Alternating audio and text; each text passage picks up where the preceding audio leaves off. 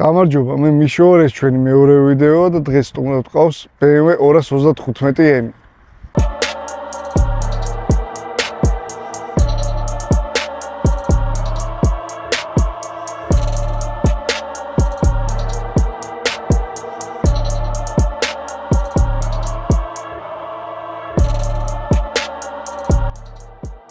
საინტერესო მანქანაა თავისი ფასიდან გამომდინარე. ფასეც ვისაუბრებთ, მონაცემებზეც ვისაუბრებთ, მაგრამ მოდი დავიწყოთ ვიზუალით.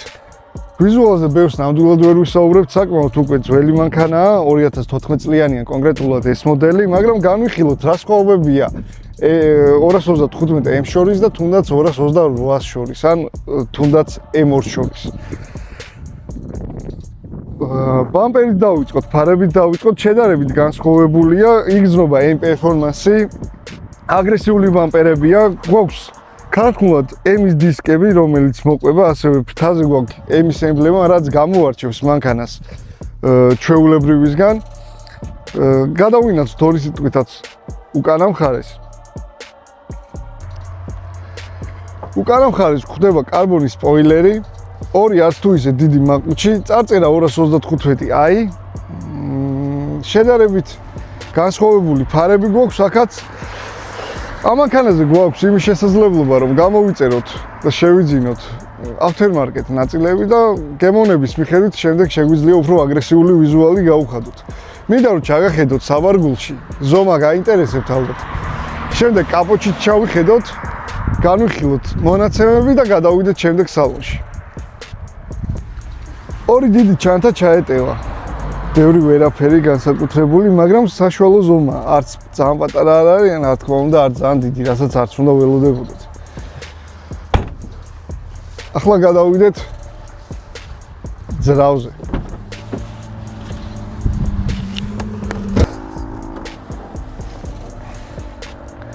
ეს არის ჩვენი ძრავი. 325 ცხენის ძალა, 450 ნიუტონი. aftermarket-ი გვაქვს შემშვები, კარბონის შემშვებია, რაც ლამაზად გამოიყურება, სპორტულად გამოიყურება, დინანის რავი, ფილტრი თუ აყენია, არ ვიცი, ნამდვილად არ შემოწმებია. სხვა ისეთი არაფერი ვერ დავინახავთ აქ ვერაფერს. ეს არის ჩვენი ძრავი. მოდი გადავიდეთ სალონში. აჩქარებებზეც ვისაუბროთ, სალონზეც ვისაუბროთ, ხარისხზეც ვისაუბროთ და განვიხილოთ. გადავედით სალონში. ბევრს ვერაფერს ვერ ვისაუბრებთ, თქვენი თვალით უყურებთ, რაც ხდება სალონში. არაფერი არ არის განსაკუთრებული, არაფერი არ არის ისეთი, რომ ბევრი ვისაუბროთ. საჭე მომწონს, M-ის საჭე გვაქვს. ესეთი ბერკეტი გვაქვს სიჩქარეების. კოლოფი აყენია ZF-ის 8 სიჩქარიანი, 8 წინა და მე-9 უკან. მინდა ვისაუბრო იმ ხალხზე, ვინც ამ მანქანას ყიდულობს.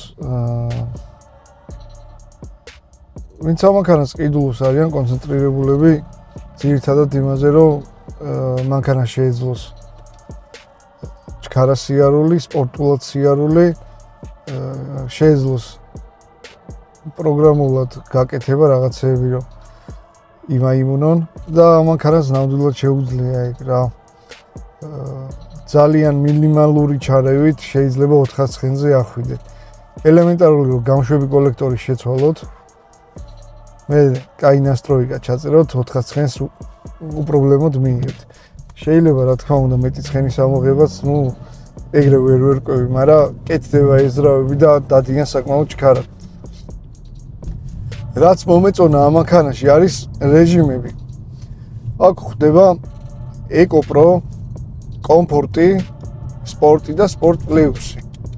სპორტ პლუსში რა თქმა უნდა ეგრევე რომ გადავიყვანთ ხმაცეცვლება მანქანას დაკიდება ელექტროამორტიზატორებზეა და სპორტ პლუსზე როცა გადავიყვანთ უკვე აგრესიული მართვა როცა გვინდა უფრო ხისტდება მანქანა, საჭე უფრო ხისტდება, ხმას იცვლის, მაღალ აბაროტებზე მუშაობს უფრო, კოლოფიც უფრო აგრესიულად რთავს.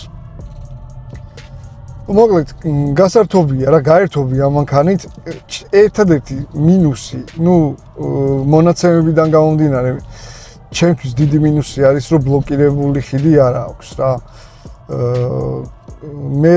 მე რა ინფორმაციაც მოვიძიე ამ მოდელებში 255 M-ებში არ არის ქარხნულად არ მოყვება ბლოკირებული ხიდი, მაგრამ არც ეგ მგონია პრობლემა დადგება M2-ის ხიდი ჩემი აზრით, რაღაცები შეიძლება პატარა გადაკეთებები დაჭირდეს, მაგრამ შეუძლებელი არაფერი არაა, დღეს ყველაფერი კეთდება. ეხლა თუ დააკვირდით, ეხლა დავდივართ ეკოპროთი და როცა მანქანა ჩერდება, ქრება ავტომატურად მანქანა და მე ტორმუს როცა ფეხს აუშვებთ, იქოქება.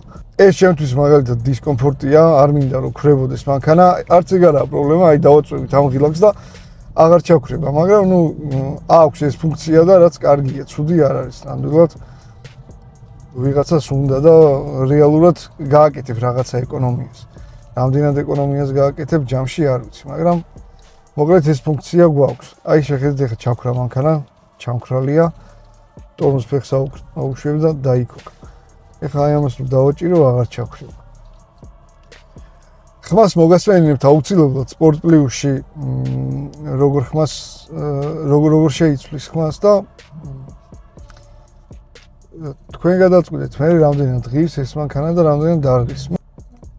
შევეხოთ ამ მანქანის ფასსაც. დაახლოებით ეს მანქანები შეიძლება ხელში ჩაგვივარდეს. შეიძლება 1000-აც, შეიძლება 11, 12, 13. ნუ გააჩნია მდგომარეობას, გააჩნია რა არის მანქანაზე გაკეთებული. ავტომარკეტ ნაწილი რა აყენია. რამდენ ცხენზეა, რა გარბენზეა, რა თქმა უნდა, ეს ყველაფერი იცით, ხვდებით თქვენ თვითონაც და აქედან გამომდინარე ზუსტ ფასს ვერ ვიტყვი, მაგრამ საშუალო ფასები კი ჩამოვთვალეთ. მოდი ავიღოთ საშუალოდ სტანდარტულად, მოდი ვთქვათ, $12,000 ყიდულობ მანქანას. როცა ამ მანქანას ყიდულობ, გაქვს აქცენტი, რა თქმა უნდა, სპორტულ სიარულზე, გაქვს პრეტენზია რაღაცა, რომ დროშია, რომ კაი შედეგები დადო. და ჩემი აზრით ღირს ეს მანქანა. ეგ ფასი, იმიტომ რომ ამ ფასში არ ვიცი რა უნდა ჩამოიყვანო.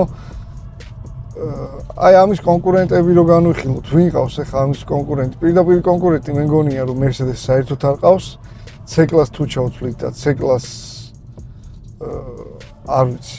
ვერ შევადარებ C-კლას, იმიტომ რომ ამის კონკურენტი თუ C-კლას ავიღებთ, მე საერთოდ არ მომწონს ეგ C-კლასები. არავის არ გიგონოს რომ ესე BMW-ის ფანი ვარ, ან Mercedes-ის ფანი ვარ. ავტომოყვარული ვარ, ყველა მანქანას სიმპათიურს. ყველა ბრენდში თითქმის ყავს რომელიღაც საყვარელი მანქანა და მაგიტო არავინ არ იფიქროთ რომ BMW-შნიკი ვარ. მიეწყო ცოტა პირველი ჩემი მანქანა BMW-ა, ესეც BMW-ა. ვიღაც შეიძლება იფიქროს რომ ეს BMW-ს იღებსო, მაგრამ გვირდებით რომ Mercedes-საც გადავიღებთ, Audi-საც გადავიღებთ, Lexus-საც გადავიღებთ და ყველა მანქანა საინტერესოდ ჩავარდება ხელში. აუცილებლად გადავიღეთ. თქვენ შეგიძლიათ დაგვიწეროთ კომენტარებში რა მანქანის ხილოს ისურვებდით. ჩვენ ვეცდებით ყველანაირად რომ გაუნჯობესდეთ, დავიხვეწოთ. თუ დააკვირდით უკვე მიკროფონი შევიძინეთ. მიკროფონები გვაქვს, უნდა ვიყიდოთ დრონი. რავი, გვინდა რომ კაი ვიდეოები და კაი კონტენტი შემოგთავაზოთ და მეგობრებო, დღეისათვის სულ ეს იყო. თუ მოგეწონათ, როგორც აღნიშნე, ლაიქით მიგვანიშნეთ, subscribe-ით მიგვანიშნეთ. დღეს ჩვენი მეგზური ჩემი ბიჭი იყო. მოგეწონა მამა ტესტ დრაივი? არ მოეწონა, ამა ჩემშიც არ მოეწონა და ხალხს რა მოვთხოვ. მოკლედ, თუ მოგეწონათ, დალაიქეთ და subscribe-ით, მიგვანიშნეთ რამით რაღაცით მოტივაცია მოგვეცით. მართლა თითოეული გამომწერი მახარებს და მოტივაციას მაძლევს. მოდი ხმაზე ვილაპარაკეთ, სპორტ პლუსში რაღაც ხმას ისვლისო და მოდი აბა ვნახოთ ერთი როგორ იცვლის და ეს იქნება ჩვენი დღევანდელი დღის დასასრული, რა დღევანდელი ვიდეოს დასასრული. დროებით და მომავალ ვიდეომდე.